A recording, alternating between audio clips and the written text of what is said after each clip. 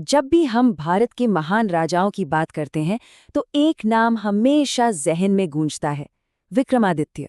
एक ऐसा राजा जिसका नाम ही ज्ञान, न्याय और साहस का दूसरा नाम बन गया। उनकी कहानियां हम सब ने बचपन से सुनी हैं, और वो सिर्फ कहानियां नहीं बल्कि एक प्रेरणा है। लेकिन यहाँ एक बहुत बड़ा सवाल उठता है। क्या ये महान राजा, ये विक्रमादित्य सिर्फ हमारी कल्पना और कहानियों में थे, या फिर इतिहास के पन्नों में सच में उनका कोई वजूद था? चलिए आज मिलकर इसी रहस्य से पर्दा उठाते हैं।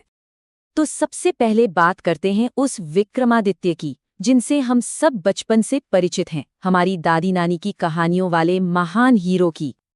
ये शब्द सुनते ही वेताल पच्चीसी की वो रहस्यमयी रातें याद आ जाती हैं, है ना, जहां राजा विक्रमादित्य की हर कदम पर परीक्षा होती थी। ये सिर्फ कहानियां नहीं थीं, ये थीं बुद्धि, विवेक और साहस की सबसे बड़ी कसौटी। तो कहानियों की विक्रमादित्य कैसी थी? उनकी राजधानी थी उज्जैन। सिंहासन बत्तीसी हो या वेताल पच्चीसी, हर कथा में उनकी बुद्धिमानी और बहादुरी का कोई मुकाबला नहीं था। और अरे, वो कोई आम राजा नहीं थे, वो तो राक्षसों और वेतालों को भी हराने वाले एक तरह से जादूगर थी। ये छवि इतनी कमाल की है, इतनी शानदार, कि मन में ये सवाल आना तो लाजमी है कि क्या ऐसा कोई राजा सच में हो सकता है, या ये सब बस एक बहुत ही खूबसूरत कल्पना है। यहीं से हमारी असली खोज शुरू होती है। तो चलिए अब जासूस बनकर इन कहानियों की परतों को हटाते हैं और देखते हैं कि इनके नीचे कौन सा ऐतिहासिक सच छिपा हुआ है। हमारी खोज का सबसे पहला और सबसे बड़ा सुराग वो खुद विक्रमादित्य शब्द में ही है। इसका मतलब होता है शौर्य का सूर्य।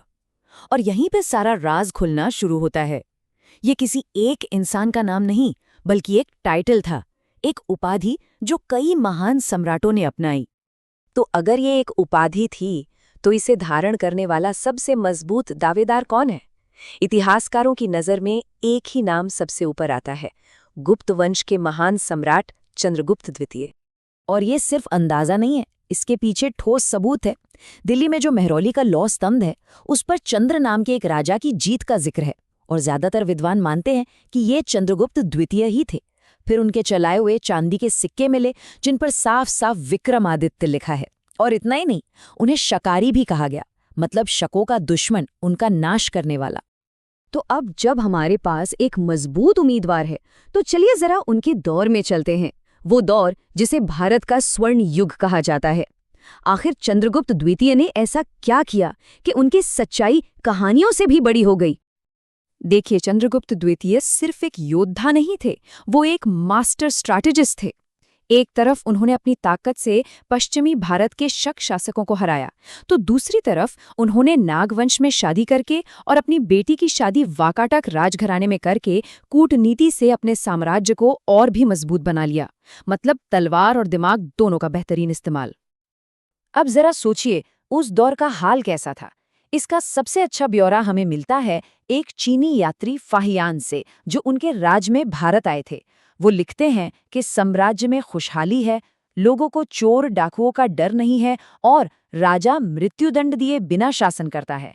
ये तो एक आदर्श राज की तस्वीर है। और अब आता है वो पॉइंट जहां इतिहास और कहानी एक दूसरे से हाथ मिला लेते हैं। चंद्रगुप्त द्वितीय की मुख्य प्रशासनिक राजधानी तो पाटलिपुत्र थी, लेकिन उन्होंने एक दूसरी राजधानी भी बनाई जो कला और संस्कृति का केंद्र थी, और वो थी उज्जैनी। जी हाँ, वही उज्जैन जो हमेशा से विक्रमादित्य की कहानियों का दिल रहा है। लेकिन एक साम्राज्य सिर्फ जीत से महान नहीं बनता। चंद्रगुप्त द्वितीय के दौर की असली चमक थी उनके दरबार में, जहाँ कला और ज्ञान का सम्मान होता था।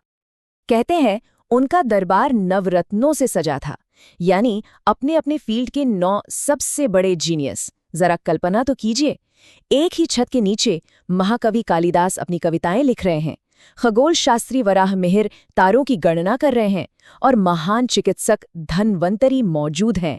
क्या माहौल रहा होगा। अब कुछ इतिहासकार मानते हैं कि शायद ये 9 के 9 लोग ठीक एक ही समय पर दरबार में नहीं थे, और हो सकता है ये बात सच हो। पर असल बात ये नहीं है।